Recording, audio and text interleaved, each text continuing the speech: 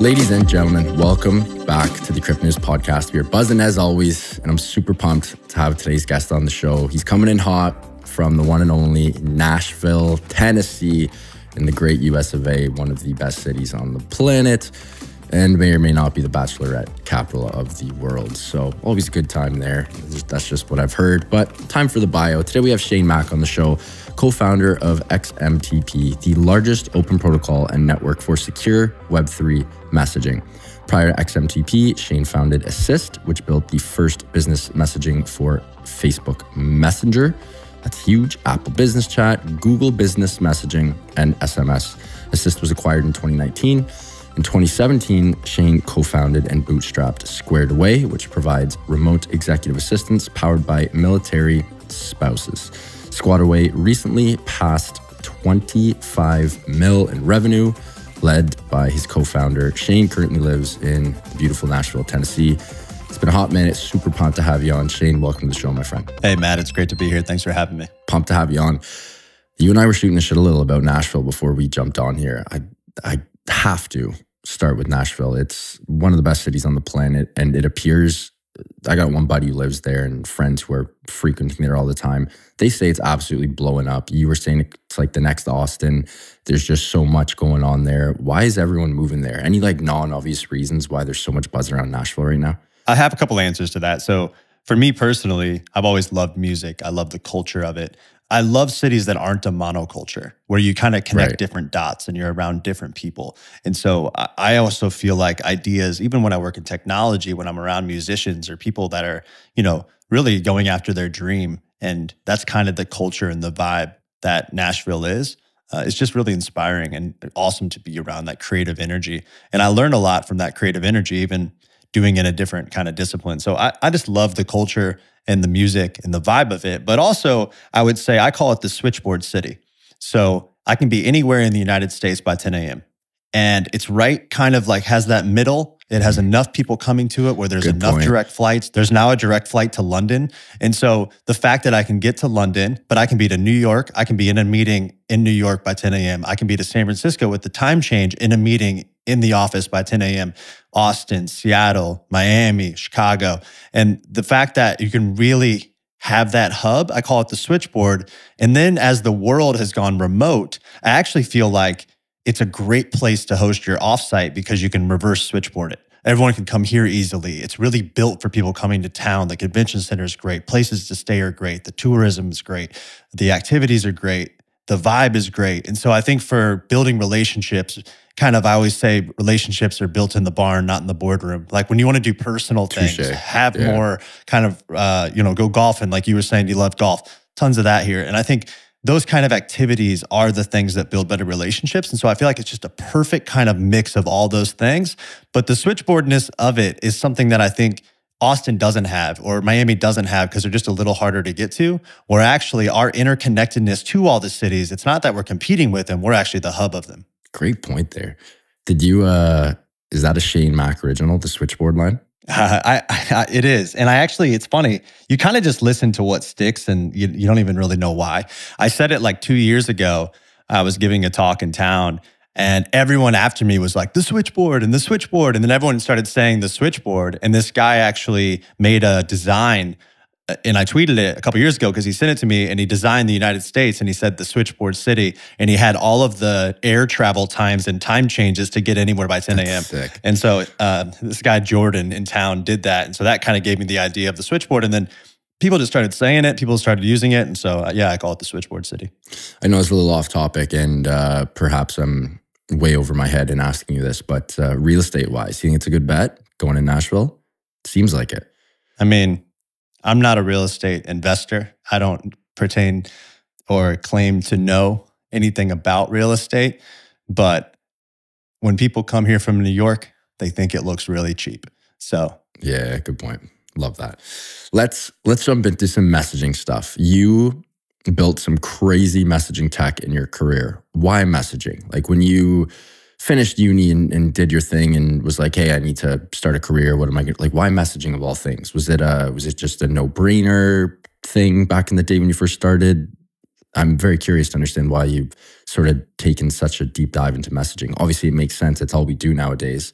But back in the day, why did it seem so obvious for you to work on these messaging protocols? I don't actually know if it seemed obvious versus it allowed me to meet people that I otherwise thought I could never meet. Right. And when I was 13 years old, I was actually in my upstairs bedroom and I was a baseball player. And when you're 13, you go from 10 to 12 to 13 years old, you go through 3 different leagues of baseball. You go to Mustang, to Bronco, to Pony. And every league actually has a different weight limit on the bat. And what I realized is my mom was buying me $200 TPS Slugger bats. And then the next year, I was like, I want the new weight limit. Screw this bat. And at that same moment, I was like, what is this eBay thing? And I was 13 years old. I used my dad's name for a fake PayPal account. And I posted the TPS Slugger on eBay. And all of a sudden, all these bids came in, 120, 123, 127, 100. And I'm like, my mom doesn't even care. She just bought me a new bat with a new weight limit because there's this new weight limit every time you grow in the leagues when you're that young. And so I started asking my friends. I said, hey, your mom buy you a Louisville Slugger? And they're like, yeah. And so I started selling these bats on eBay. And I actually was doing a few $1,000s per month in revenue. Had a little printer at my house printing out the UPS slip, et cetera. Wait, Shane, you're 14? Like 13 at the time? I was 13 years old. Yeah, 8th grade. You were making a couple grand a month. It was probably my most successful entrepreneurial endeavor. So I had this little printer upstairs. The UPS guy used to come down the drive Tuesday and Thursdays, and I was selling so many bats. He would bring me the triangle UPS box that actually fit a bat perfectly and deliver me free boxes and then pick up the bats. And he thought my dad was running a business. He's like, man, your dad's business is really doing well. I'm like, yeah, he's crushing it, man. It's cool. And I was just flinging backs out the garage. But this idea of, I remember just communicating to people I didn't know. Reputation on eBay and the stars, and I had a Power Seller Award.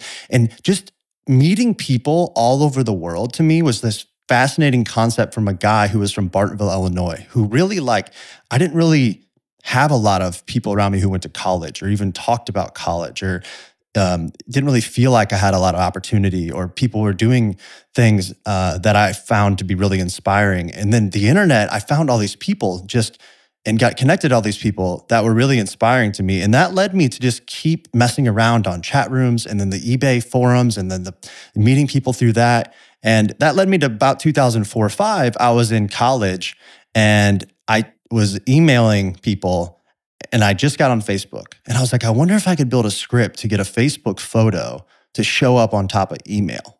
And this idea of making email social or making email more human so I knew who I was talking to. Because I saw the internet as a way to connect with people. But back then, people saw the internet as like strangers and you kind of don't meet people online in the real world.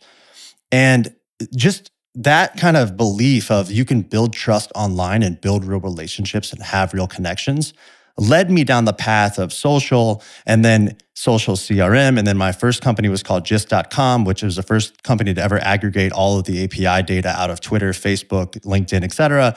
And then we got acquired by BlackBerry. And all of that kind of path, I never really thought about I'm doing a startup or companies. It's just like my curiosity was just about meeting people and building relationships. And I was inspired by the people I was meeting online. But then when BlackBerry bought us in 2009, that was the moment I saw BBM. And when I saw BlackBerry Messenger, it was like a light bulb. And that was when I realized, oh, this is how everything should be.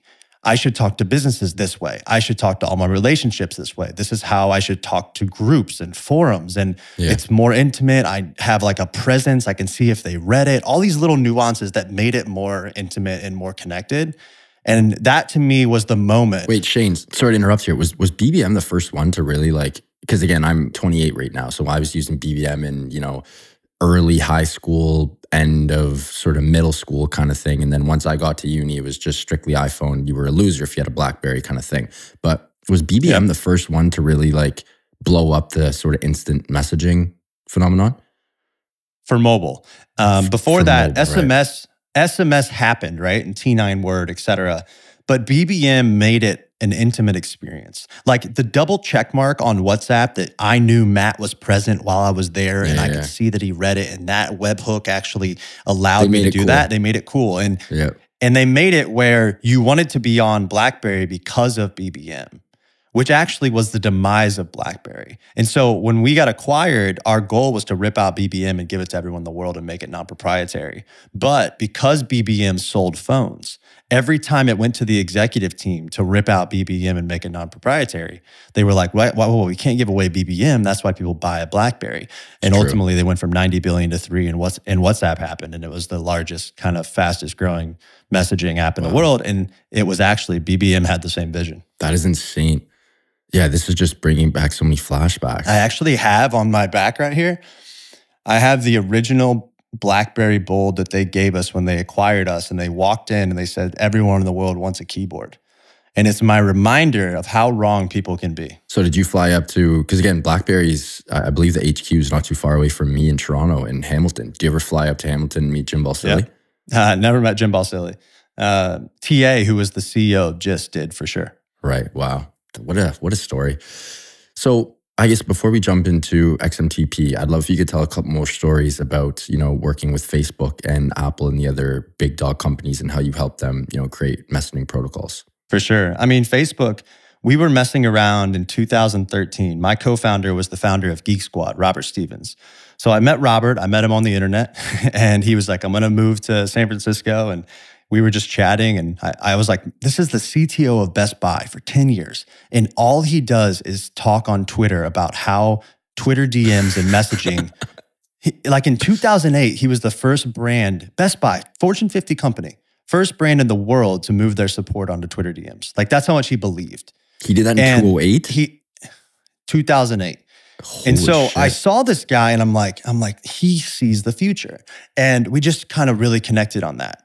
And so we got together, we were building a company called Assist. And actually where Assist started was an SMS chatbot in 2013 that would allow you to, without a human, text it and get anything done. Buy flowers, book a hotel, book an airline, book a reservation. So we integrated Resi and Hotel Tonight, ChatGPT. all of it, right? So the chat, yeah, if we would have had ChatGPT, it probably would have worked. But the thing is, it actually did work. And what happened was Robert came to me and he's like, hey, the future is language and words talking to APIs.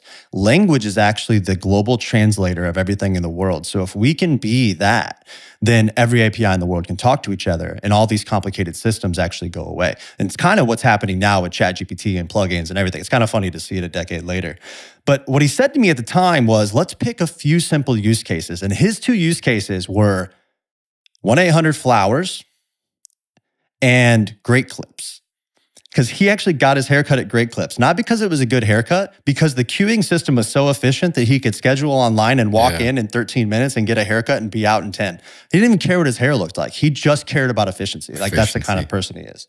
So we integrated these 23232. You could text cut, C-U-T. You text cut, it would say, the next closest one to you right now are these 3 Great Clips, and you can get a haircut in 13 minutes, 16 minutes, 19 minutes, and you would text one. He walked into the store, on the screen, Robert Stevens, and we did it all via the bot. And so I was like, shit, it felt like the future. We were 10 years ahead of it, but it felt like the future. And at the same time, 1-800-Flowers wouldn't give us an API because they were a closed company. So we integrated like Florist One or some API, whatever. We put it out there with TechCrunch wrote an article. You can order flowers via the spot. The CEO of 1-800-Flowers sees it and goes, I want that. And so we get a call, and it's the VP of marketing, this guy named Tony Velato. He actually invented Cyber Monday. He created that concept while I was at 1-800-Flowers. Wow. And Tony Velato calls and he goes, hey, we want to just pay you, don't tell anybody, but we want you to make this bot you did, this little flower bot, for us at 1-800-Flowers. And, I was like, we weren't even enterprise. We were kind of a consumer app. We'd raised a little bit of money, angel money. There was 4 of us in a room in a WeWork and SF on 25 Taylor Street. And he's like, how big are you guys? I'm like, we're less than 50. We're not that big, but it's fine. I'm just kind of like, I'm trying to figure it out. And Tony said, oh, okay, cool. And I'm like, how much you got, Tony? He's like, 70 grand. I'm like, 70 grand? Fuck, we'll build it. Yeah, sure. Sounds good. We'll build it. And so we build this bot. At the same time, Zuckerberg's getting ready to launch Facebook Messenger platform 2014. And they hear about the flower use case somehow, probably the article, whatever. And then I get an inbound from Brian I'll never forget this guy, Brian. And he was the head of platform partnerships. And he's like, we want to show commerce on Messenger. So without a human, sell something fully automated. Flowers are the perfect use case. And I was like, well, I have the perfect brand. So I walked into 1-800-Flowers and I was like, hey, we have an opportunity to be the story, the Zuckerberg story. And I think like this is a huge opportunity because the future of business messaging is actually going to be on Messenger and WhatsApp and Apple Business Chat and SMS, et cetera. And the business is going to move to conversational, not websites. Yep. We all believed, et cetera. And then 72 hours before F8, we've been working on it for about 6 months. We had no commitment from them that it was going to happen. Zuckerberg calls and says, hey, do you think that the CEO of 1-800-Flowers will care if I say, you never have to call 1-800-Flowers again because now you can just text? And I was like, I don't know, probably not, but he is a phone number as a company, so he might care. and the CEO is awesome. And he's a friend till today. And he was like, Shane, I'm always in the business of disrupting ourselves. Our whole company is built on being first on the next wave. We were the first company in the world to sell something on a 1-800 number. We were the first company to sell something on CompuServe in 1993. And we want to be the first company to sell something with a bot on Messenger. And kudos to actually the CEO, Jim. He's incredible. Him and his brother. And Chris McCann was actually the CEO, Jim's his brother. And Chris was like, let's do it. He flew out. Zuck does it, goes on stage, and he's like, you never have to call 1-800-Flowers again. Now you can do it all on Messenger. And being a part of that, I remember the 72 hours, they sent in a whole QA team and they were like, we're going to run 10 million tests against this thing and see if we can break it. And everything was breaking. The morning of, the APIs were breaking. I mean, it was a shit show. And then it launched and, it was the first ever commerce ever done on a messaging app in the world, I think. And it kind of led to, the next 6-7 years of being CEO of that company. Such a cool story. What was Zuck like? I wasn't working directly with Zuck in that meeting or interaction. Like his whole team was just like, Zuckerberg wants to know if he can do this. I'm like, okay, yeah, for sure, Zuck can do that. Yeah. It was like, we would do whatever. Of course. And was it cliche, classic Facebook, move fast and break things? Like, were they just buzzing like there's no tomorrow? I don't know if it's move fast and break things. They were kind of going through an evolution at that time of like move fast and make sure it doesn't break. I think was their like new motto or whatever it was. Yeah. But always kudos to him, man. The speed at which they executed that, and it was crazy times on our end as well, being like one of their top 3 partners to kind of launch all that stuff was wild. And the amount of things we built over that time. It's funny because it's really all happening now because the large language models really didn't exist yet. And the amount of data and the infrastructure and the money to be able to build chatbots at scale wasn't there.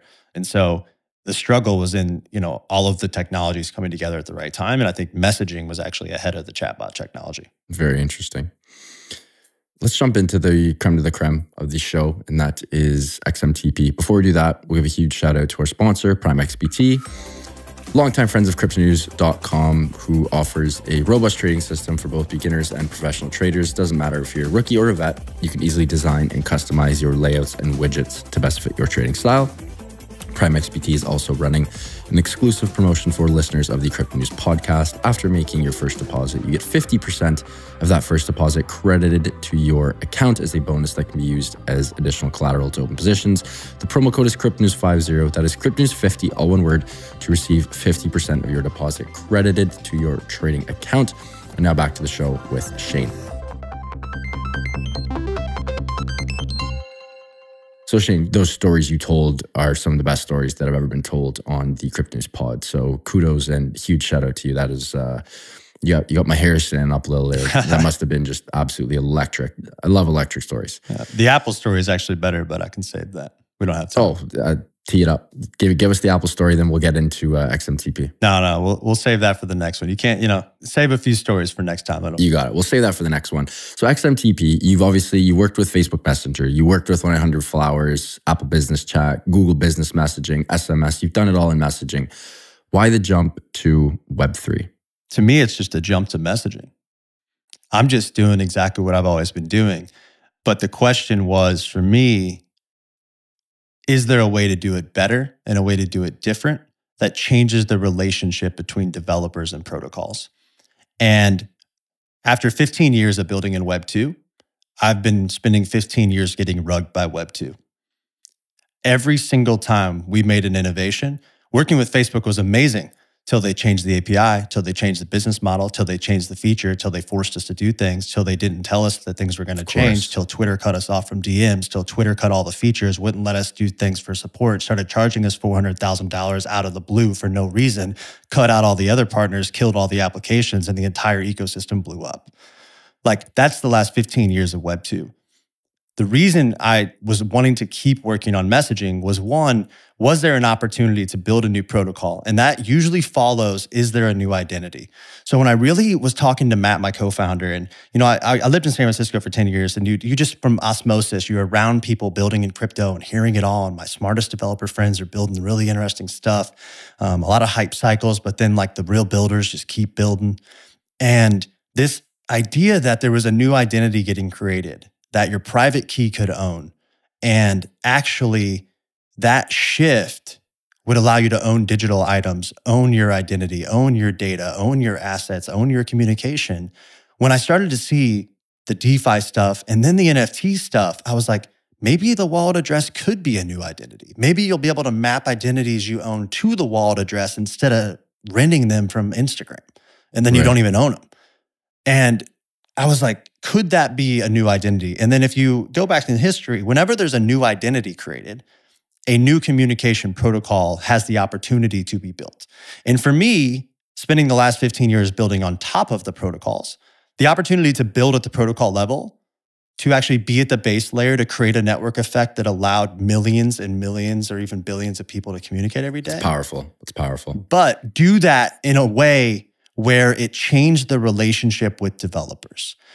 The opportunity for all of us, the reason I'm even doing this, if I think about doing this for the next 20 years, I mean, I've been doing messaging for 15. I just keep doing messaging. For me, it's like my life's work. I love communication and like connections and relationships. I'll just keep doing the same thing. I don't want to start over. So if I think about it from a longevity perspective, we have to create a better relationship in which developers are part owners of the protocol. They have the power and the feedback and the voting and the governance and the economics in it. And to change that paradigm, it's not Web 2's fault. The business model wasn't there to actually create a new relationship. So now if the incentives are actually aligned where protocols can be aligned with developers and we can enable thousands of developers and applications to be built with the protocol, that future for me is so much more inspiring than the pain we all went through the last 15 years. In that little monologue you just had, I could sort of almost feel like your pain from being rugged so many times by Web 2. I mean, I'm like this, like, it's not even anyone's fault though. The business model wasn't there and it didn't exist and they had to do it. They needed eyeballs. Advertising was the business and the application layer had to get cut off because they needed to bring everyone back to their apps. And there was no incentives at the protocol level to actually have governance and voting and ownership from the whole community, which is now enabled by Web3. For me, I say we're a communication company, not a crypto company.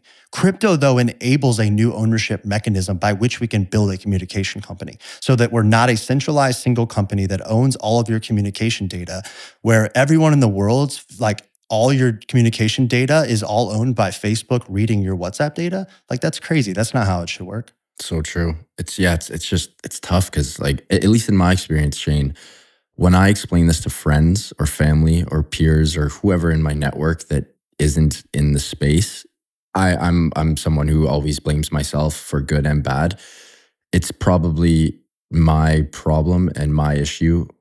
I'm the one to point the finger at because I'm not doing a good enough job of explaining why something like XMTP and decentralized communication is so important, but they just don't get it, you know? It's just like what don't they get? They don't get the importance and the value of decentralized communication protocols and owning your data. Like for them, it's just like, well, it's working right now. Why do I care? You know?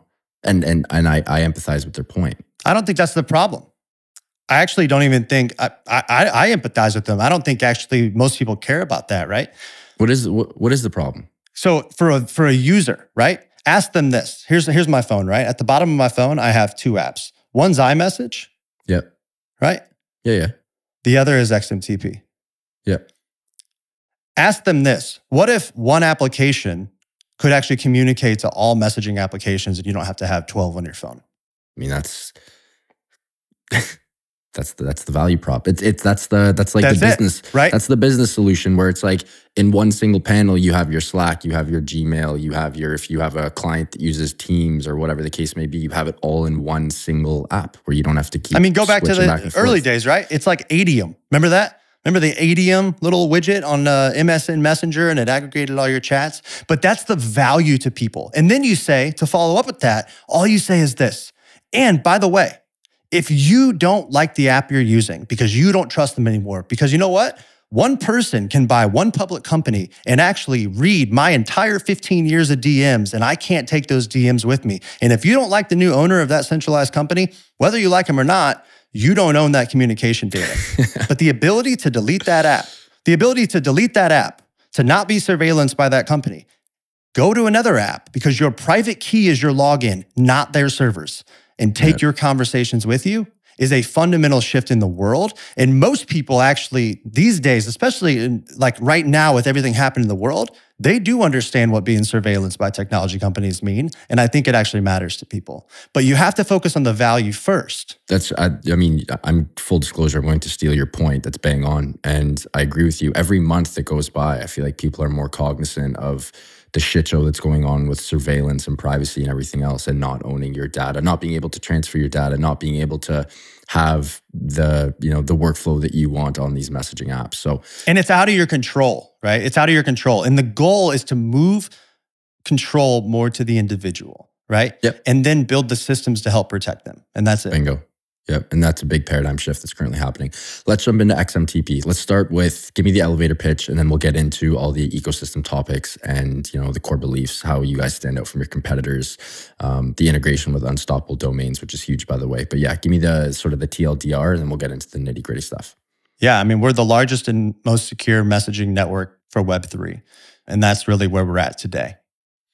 In the future, I just see us as a decentralized messaging network that helps everyone in the world and any identity communicate in a secure and verified way with each other. And walk me through use cases. So pretend it's me, someone who obviously understands crypto. I download XMTP, I grab my private key, and now my conversations from various applications are all housed in one place. Yeah, but go to like a problem statement. So imagine you're part of a community and you own an NFT of that community, or you're a token holder of that community, so you have to vote on a DAO.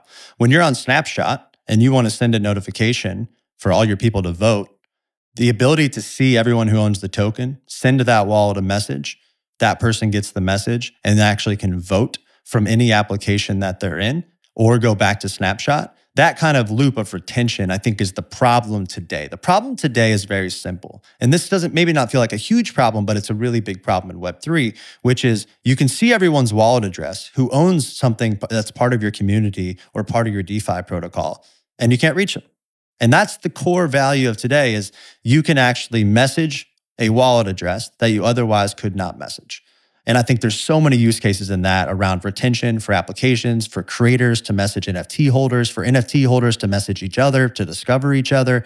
And we see a lot of like applications around that kind of use case, and really discovery of on-chain data that allows you to find, connect. And really what I really loved about the internet early on was using reputation and the internet to discover, build trust, and find and connect with people. Now you can do that in a more verified way to know people are who they say they are.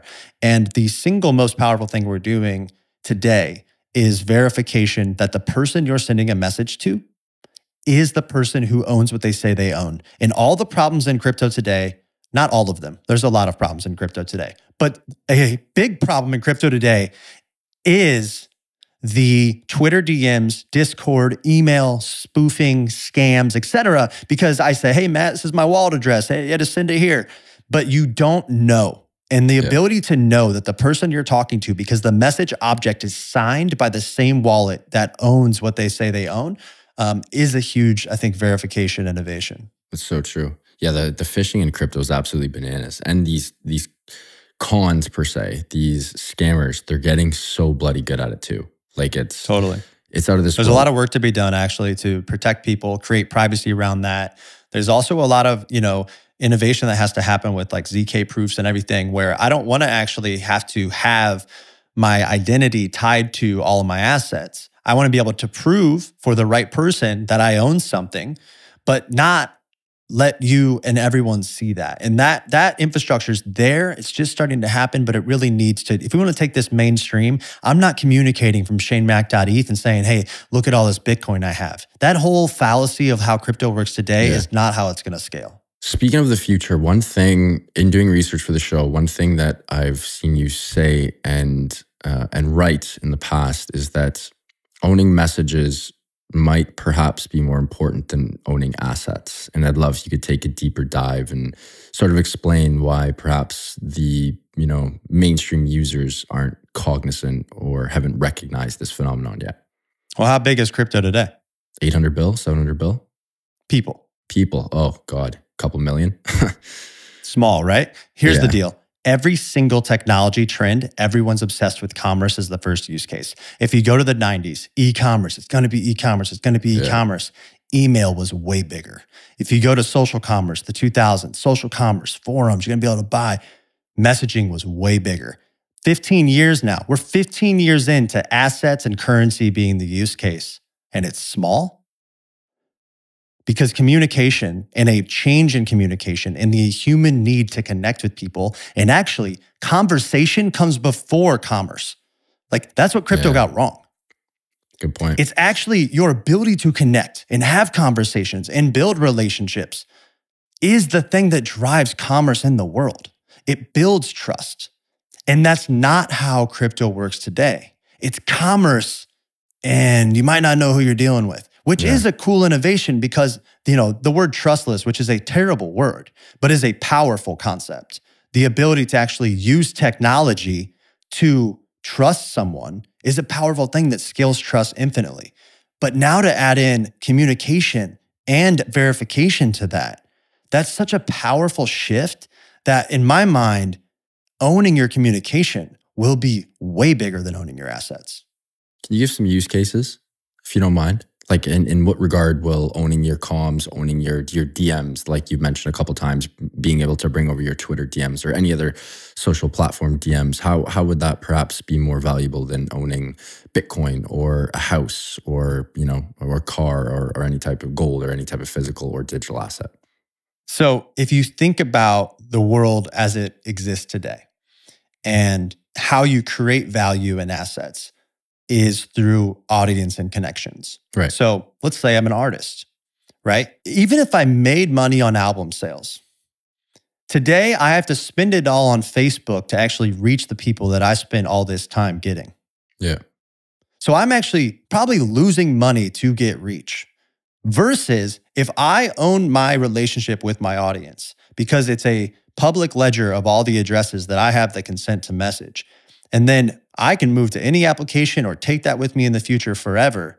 The value of having a direct relationship to send a message to 1 million people is 100,000 times greater than anything else. Yeah. That is the thing.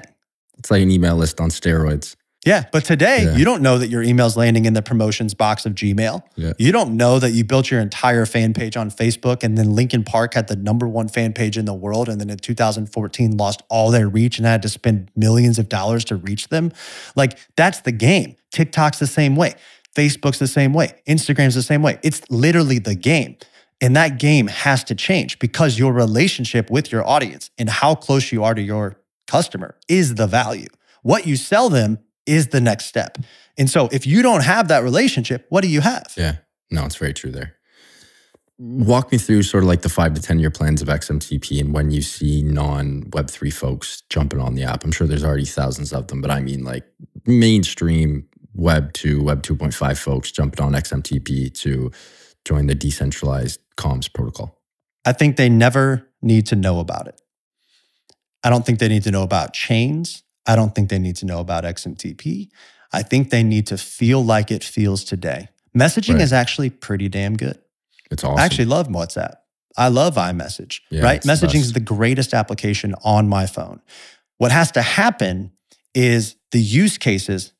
Let's take in 5 years, the ability to have a better SMS experience. that doesn't feel like shit, and I don't feel embarrassed by a green bubble to have another phone that's not an iPhone or back in the day, a BlackBerry.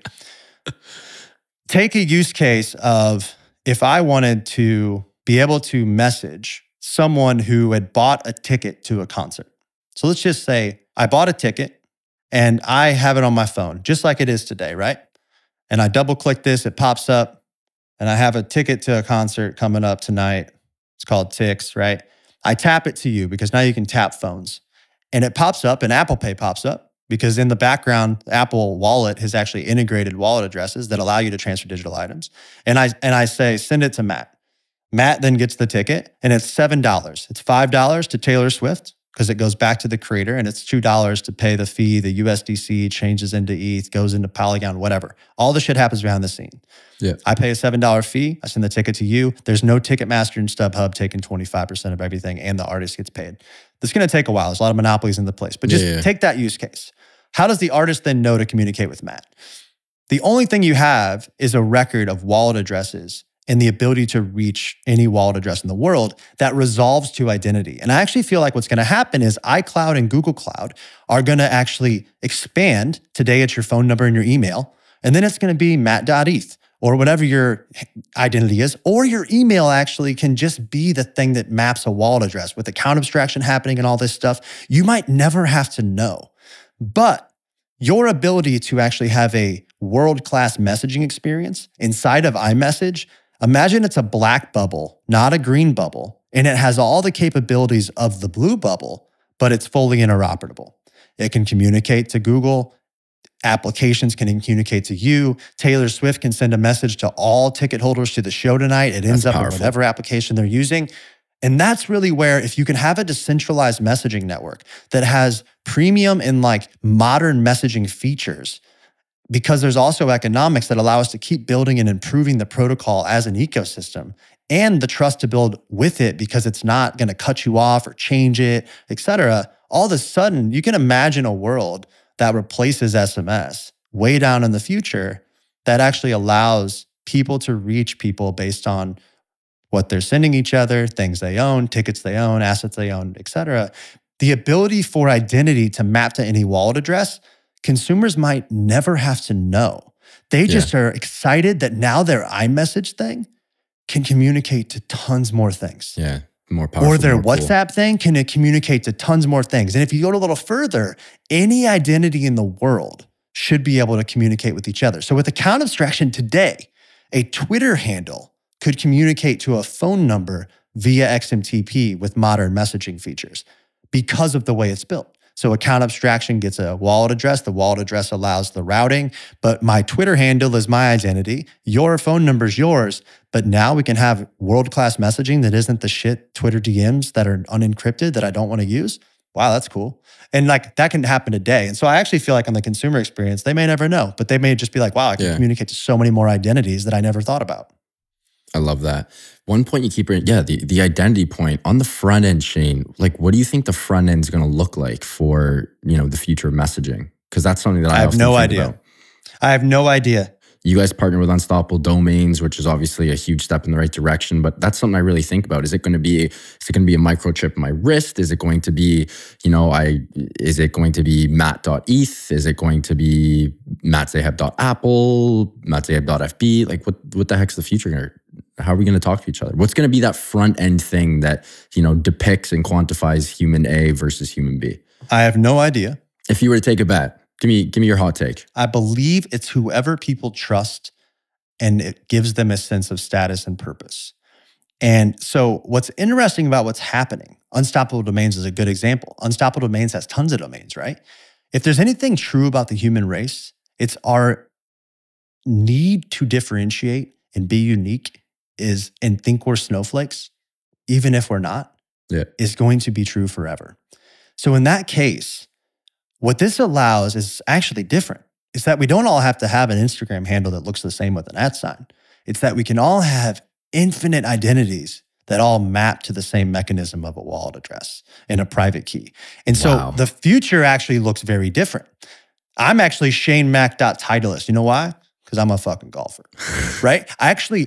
every brand can become identity, and people are becoming brands, and everything's going to shift because now you can own the name, not rent the name. And when you can own the name, Unstoppable Domains is a good example. You have infinite domains. I'll be like ShaneMac.polygon or Shane, .crypto or whatever. I actually think that the future might look like these sub-communities and these culture pockets and the domain. If I email someone today and they have an AOL email address, I judge them. I'm like, you should probably update. You know what I mean? Like you should probably get into 2023. But that might be the future, is actually the infinite amount of identities allows for these subcultures and groups and everyone, but they all can communicate in the same way. And so identity mapping to messaging versus the platform dictates identity is actually a pretty fundamental shift that could be a fascinating thing. And we're identity agnostic. So in this case, we just want to make sure that every identity in the world can reach any other identity. And the explosion of identity, I actually think, is one of the most unique, cool, and powerful things that'll play out in an interesting way. And I think brands are probably going to play here too. If I was .swoosh, I'd be like, ShaneMac.swoosh. I'm a Nike fan. I'll use that as my identity, right? And I think it's actually going to play out where your affinity is actually the thing that drives your identity. Yeah, wow, so many interesting points. Shane, I know we're getting a little tight for time here. You've been incredible. This is just a phenomenal episode, and you've taught me and the listeners a shit ton. So thank you. A couple more things before we wrap up. Something you brought up a couple times that, full disclosure, I'm going to steal from you is when I ask you a question or bring up a point, you provide the problem and then the solution. This is something that I feel like everyone should do. It allows the user or listener or person to, put their feet in the problem's shoes and then really, I feel like, understand the situation more, especially when we're talking about something complex like, Web3 and messaging. Where did you learn that? Who taught you that? Where did you read it? And why do you use that so much? I love it. It's a good question. I've always been a person just obsessed with making things simpler, and everything just feels so complicated. And then when people are pitching me, et cetera. But I think the confidence around focusing on smaller things to find specific problems came from my old co-founder, Robert Stevens, who was the founder of Geek Squad, CTO of Best Buy. And, he's this big, Geek Squad, Best Buy, huge companies. And he would sit next to me and he would listen to me. And I would say these, just grandiose things like, messaging's bigger than search. I would all these ego chest pumping, just trying to validate myself, trying to speak bigger, VC talk, bullshit. And I was saying all these, and he'd be like, hey, the secret is actually to think a lot smaller to then be able to go bigger. And he gave me the confidence to just focus on a smaller problem and then a smaller problem, then ask, is this small enough? How is this simple? Can I say it in one sentence? He was like a NASDAQ ticker. He'd be like, if I can't say it in 3 words, I'm out. And him next to me, I think it wasn't about the training of how to say it and what to do, whatever. It was about giving me the confidence of my insecurity to be able to actually do that. And without him sitting next to me, I was sitting there trying to just oversell and overvalue. You just keep wanting to say bigger shit when actually you're just confusing everyone. And for me, the ability to just be like, listen, we're not actually doing all this crazy stuff. And everyone's like, it's so hard. One of the problems with crypto, I feel like it's like a pride on your shoulder of how hard it is. They're like, things difficult because we can figure it out. I'm like, it's not a badge of honor to say I figured out crypto. It's an embarrassment. It should be much easier and much simpler. And there's so much work to do. And the applications need to be so much better. And the onboarding needs to not suck. It takes me 3 hours to get my dad onto one wallet. It's crazy. And so for me, not letting that ego or lack of self-awareness be this thing where I'm like, no, it's great. It's great. Being like, is it great? How is it not great? Why does this suck? And having that actually self kind of reflection and the ability to be confident in that, to know that we're not there yet, but we will get there, I think is actually more about self-awareness and confidence and believing in yourself when you have people around you to help you do that than it is about learning a skill. Because I think it's the overselling and the grandiose things that actually lead us to a place where we're blind, and it creates the blind spots where we think what we're doing is amazing. Why does no one use it? Yeah, well said. A lot of the greatest thinkers and builders and just people of our generation are incredibly good at taking complex as fuck topics, pardon my French, and distilling them into, you know, very simple things. One of my favorite acronyms, KISS, keep it simple, stupid, right? It's like take something very complex, break it down, let the end user or anyone understand that. We love to see it. Shane, this has been an absolute treat, man. I've learned a ton how to blast, got some good homework to do. I love the stories. Can't wait to have you on for round 2. We got that Apple story hot and ready. Huge shout out to you and the team for jumping on here. But before we let you go, can you please let our listeners know where they can find you and XMTP online and on socials? Totally. I'm at Shane Mack on Twitter, and we're at XMTP_ on Twitter for XMTP. XMTP.org is our site. And, you know, all of it's open source. So come build with us, come join the discussions, come join our Discord. We want to communicate with everyone, and we'd love to meet more developers to build messaging with. I'm excited to talk to anybody. Love that. One last thing. You kept bringing up Taylor Swift in a concert tonight. Is there a T Swift concert in Nashville? No, it was a few weeks ago. And I just sketched out that exact flow of how a digital ticket can flow without a third party kind of taking all the fees, and what would have to happen underneath that. But how could the consumer experience not change at all? And what will have to happen in the next 5 to 7 years for that to happen? 100%. And then how does communication play into that? So I just kind of like mapped it out based on that use case. But if there was a T Swift concert tonight, I would be going. I know. I was dead ass. Me and a couple of my buddies were looking at the tickets in Toronto. They're like $800. Like these Swiftie girls are just bonkers. Like, yeah, I don't know. I mean, good for it'll her, be though. the best show you go to in probably 10 years, so you might as well just spend it. I know. She's a rock star. Shane, thank you so much, man. Truly a treat. Really appreciate it. Can't wait to have you on for round 2. Best of luck to you and the team. We'll keep in touch. Hey, Matt, thank you. Folks, what an episode with Shane Mack. Absolutely dropping knowledge bombs left, right, and center. Some incredible stories. Anything comms and messaging related, Shane Mack and his team are your guys and gals. Please do go check them out. As always, I will include everything in the show notes. If you guys enjoyed this one, and I hope you did, please do subscribe and give us a nice 5 stars. It would truly mean the world to my team and I. Speaking of the team, love you guys so much. Thank you so much for everything. Eustace, my amazing sound editor, appreciate you as always. And back to the listeners, love you guys. Keep on growing those bags. Keep on staying healthy, wealthy, and happy. Bye for now, and we'll talk soon. Ciao.